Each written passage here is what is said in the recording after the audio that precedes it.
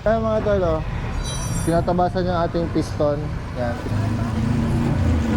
Dahil nagkaroon na ng tama yung ating lumang piston. Ayan. May tama na siya.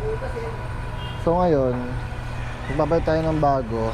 And ayan, tinatabasan ni boss.